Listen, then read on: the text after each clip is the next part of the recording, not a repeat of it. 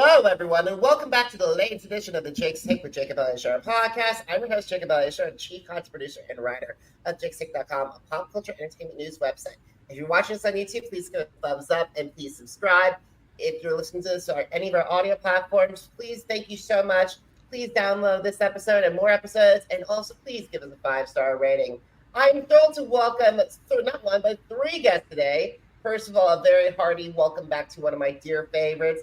He may have seen him on America's Got Talent. He's also a published author, Branden James. He's also joined by his husband, James Clark, who's a cellist, concert pianist, and arranger, and who has also played for the likes of Idina Menzel, Leah Salonga, and the late Olivia Newton-John. And they together are joined by Effie Passero, who you might have seen on the Fox and ABC's first 8 American Idol, and they also work on Postmodern Jukebox. But now, all 3 of them are going to be making their Carnegie Hall debut on Thursday, October 17th. Welcome, everybody. Hello. Yay. Hi. Well, first of all, it's good. Thank you so much for having James. This is your first time. Effie, this is the first time. But however, Branden, this is your second go-around with me podcast-wise. Yes, I feel like at least once we've met in this juncture before. It's nice to be back on here. Thank you for having us. You're so welcome. You're so welcome. So before we get started, guys, Branden, this summer was a big summer milestone. 11 years since you auditioned for America's Got Talent. However, our last podcast was 2020. So how have you grown as a performer since we last spoke? In so many ways, it took me, for having been a classically trained singer, there's so much about opera and classical music that's just like park and bark, and you just stand there, and it's all about delivering perfect vocal technique. And what I do now, dabbling in more popular music and classical crossovers, much more, staging and theatrics, and I feel like I'm a much more well-rounded performer than I ever was before. I just kind of loosened up, and when I started playing myself on stage as opposed to playing characters like I was doing for so long in opera, it really changed the whole way I approach performing. So I feel like I've grown a lot. I'm still not Fred Astaire, but I'm working on it.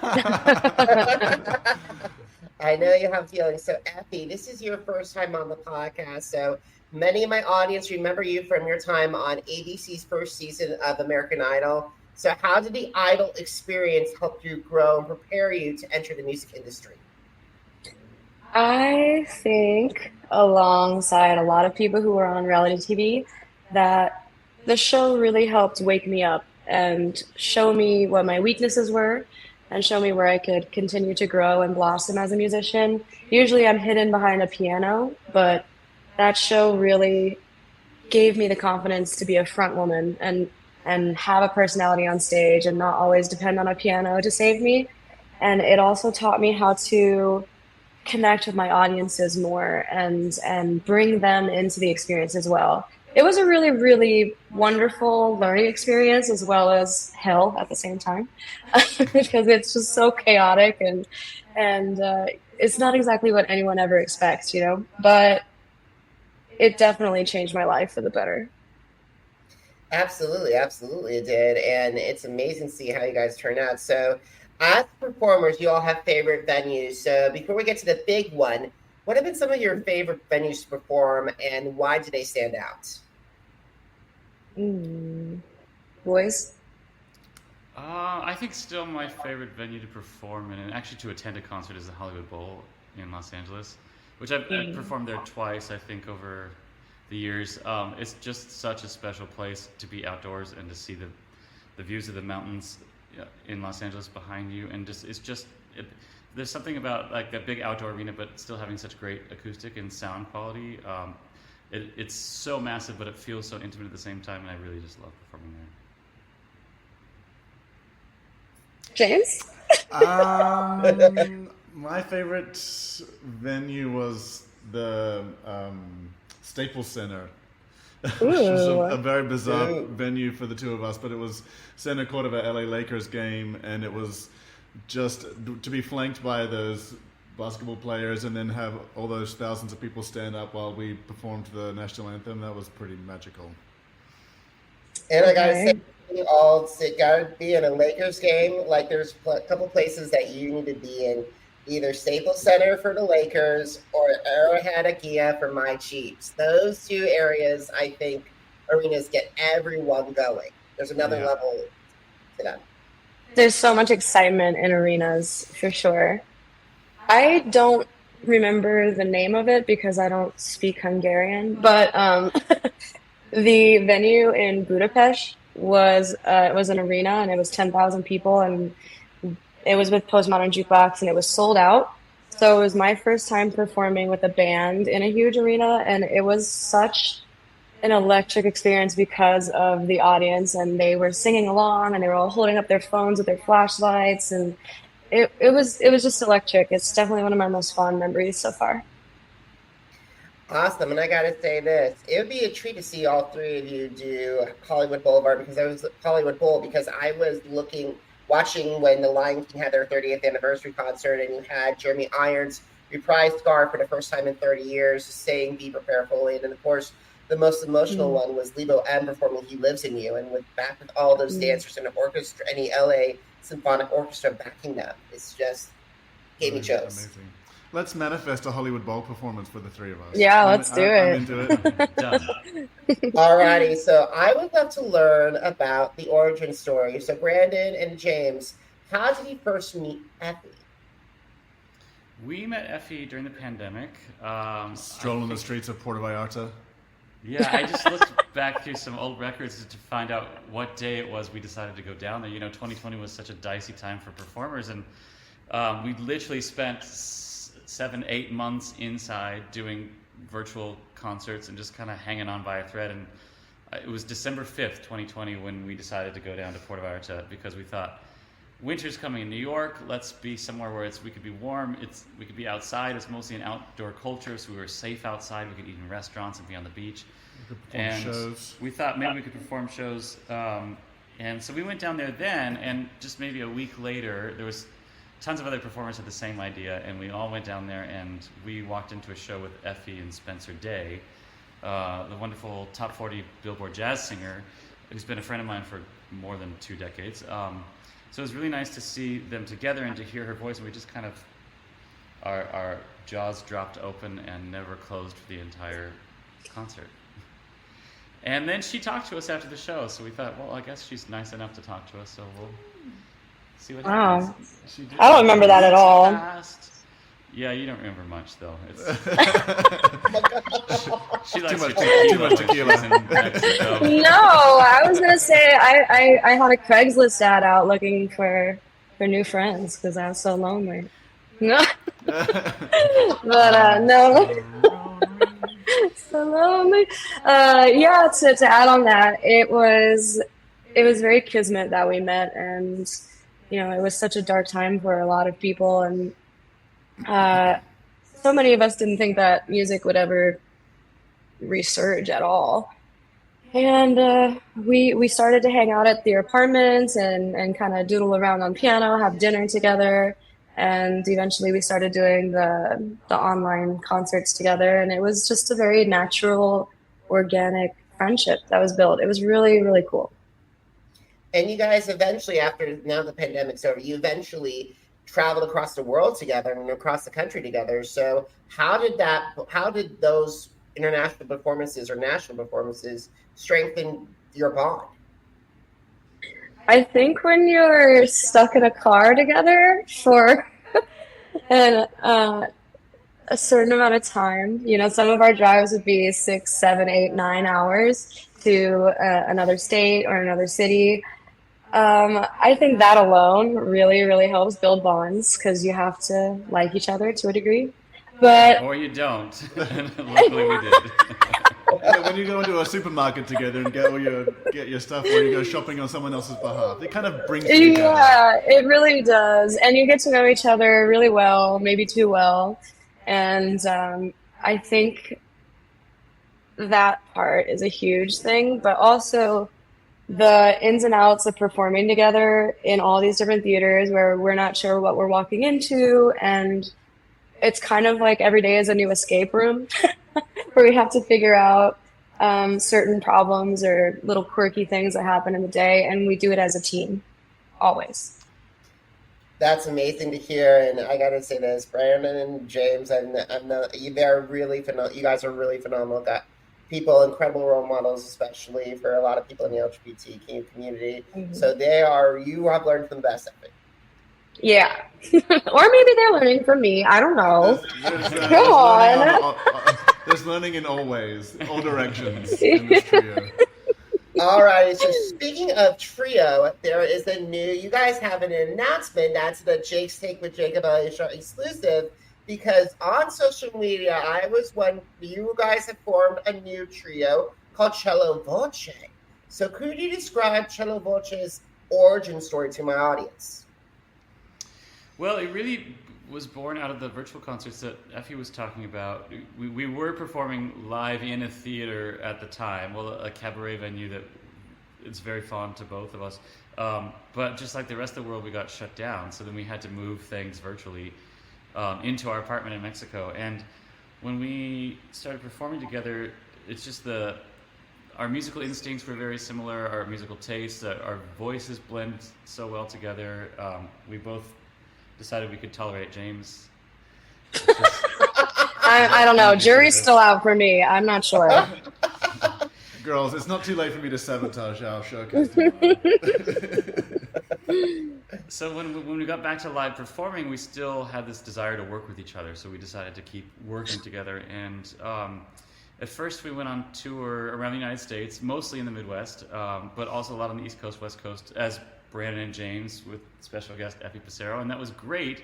But for those people who are out there who might not know who we are or who Effie is, we wanted to kind of find a group name that would define what we do and who we are, which we believe is a little bit sophisticated, being that it's classical crossover, but also tell audiences in one word or two what they might be getting as a musical act. So that's how we came up with CelloVoci. Yeah, because voci is, with the I, is a plural for voices in Italian. So you got the Italian word for cello is an Italian word already.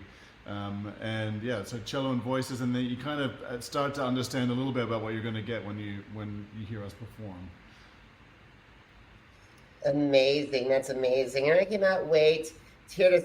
In addition to this, you guys have, to launch CelloVoci, you have a new music coming out. So can you describe how it was like going into the recording studio together as a trio? Over to you, Effie. I think it was a really excellent showcase of how each of us brings something different to the table, because James and Branden are so organized, and I am kind of like the little squirrel of the group. So it was a really good beginning. I would walk into the studio and they would know exactly what we were doing, how we were going to do it. And it really helped ease my nerves. I'm a really bad recording artist. I get all in my head and everything. But with the boys, it was so natural and so easy and comforting. I didn't feel nerve-wracked at all to work with them. And the music really just flowed. Everything that I wanted from this project is definitely reflected in the end result. So I'm just so grateful. That's amazing to hear. That's amazing. And I got to say this, CelloVoci's first test is probably like a master's, is like the university's master's thesis defending it. It's at one of the biggest stages of the world, Carnegie Hall. Yay! Yes, talk about trial by fire. We just decided to go right to the top and see how we'll fare. Yeah. But we're pretty well prepared. I think we can do it. Obviously, CelloVoci is kind of a rebrand for what we have been doing over the last 2.5, 3 years, off and on. But it's also a commitment from the three of us to take this a step further and really see how we might blossom together as musicians. Yeah. And as the feedback, just to let you guys know, I've been following you on social media. When I've been hearing these numbers and looking onto the website for Carnegie Hall and seeing low tickets available, that's something, because I'm excited for free. I will be going to New York seeing you guys for the concert this week. Yay! That's You're awesome. coming. Wow, how exciting. I didn't even know that. Yeah. And then also, I got to say this this is a testament because with this group, with this trio, that you guys are well-known performers and you guys are able to introduce your newest chapter of your careers at one of the world's biggest stages. Yeah, it's pretty exciting. I feel I keep saying to everyone that I'm equally parts terrified and excited, but I'm not really terrified at all. I'm just very excited. We have a lot of, like, my family's coming from Australia for it. Their families are coming from California. We have people coming from Mexico and Canada and the UK, and it's just going to be, I know there's going to be a ton of love in the room, so mostly I just can't wait for how fun it's going to be. And we've written these really beautiful arrangements there'll be 10 of us performing on stage, including a string quartet and guitar and bass and piano. It's going to be really, really special, I think. I just kind of can't wait. There's going to be quite the energy in the room. I don't know if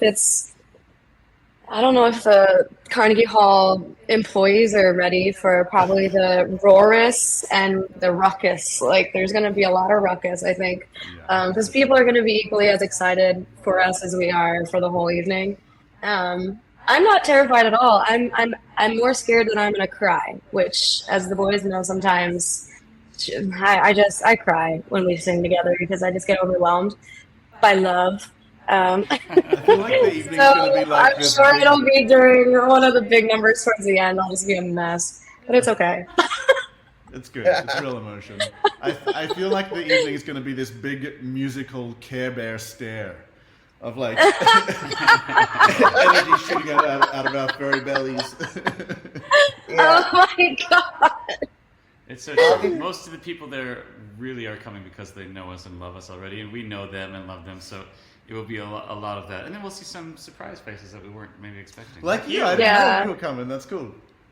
Thank you. I'm excited because the thing is, when I saw that, I'm like, thank goodness this is on my RIT trip. And I'm like, thank goodness, because this was seeing you got Branden and James. I've seen you perform twice. Once at 54 Below and the other at the Green Room in New York. But this is going to elevate you guys to another level of excellence. Yeah. We are certainly hoping so. You know, it's no secret that in New York, as cabaret artists, it's actually quite hard to get people to come to your shows, even in the smaller venues. The venues are kind of a revolving door. They have sometimes 3 shows a night, 7 days a week. So there's a lot of shows that they have to promote. And then, unless you're Patty the Poem playing 8 nights, you don't really get a mention. So it's always been a struggle for us to kind of fill New York City venues. So to be on the precipice of a sold-out night at Carnegie Hall is really, really special to us. Yeah. This is my first time performing in New York City, honestly. So, I mean, to say that my very first performance in New York City is with Branden and James to a sold-out room is going to be quite the honor. So humbling. It's all downhill from there, babe. I know. I was trying not to say it, but I'm glad you said it first. But here's the thing. It could go bigger, and I got to say this. Have you guys thought, can you tease the show Happy Days Are Here Again? Like, how did that show come about?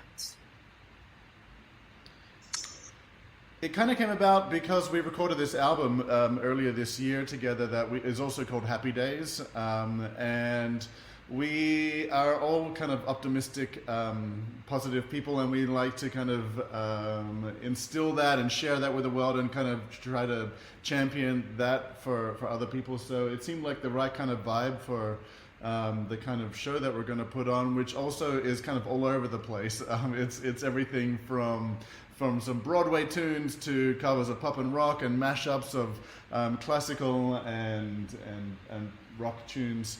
And so, yeah, it just seemed like the right fit. And also, we're performing many of the songs that are on our album, and so it just seemed to tie it all together quite nicely. Yeah, it'll kind of serve like an album release party in so many ways, because so many things that you'll hear live are on the album.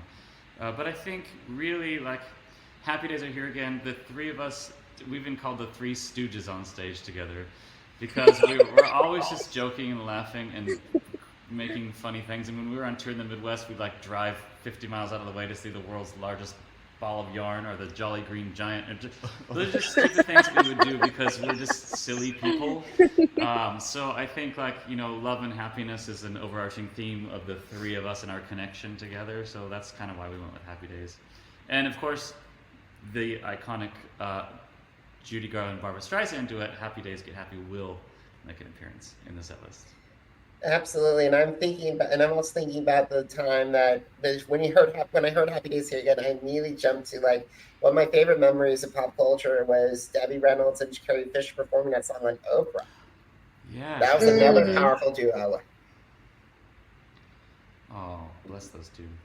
Absolutely, absolutely. So, have you guys thought of CelloVoci's dream collaborators, the singers, the songwriters, the producers and the musicians, and how to record with in the future or to perform with, and how would they enhance your sound?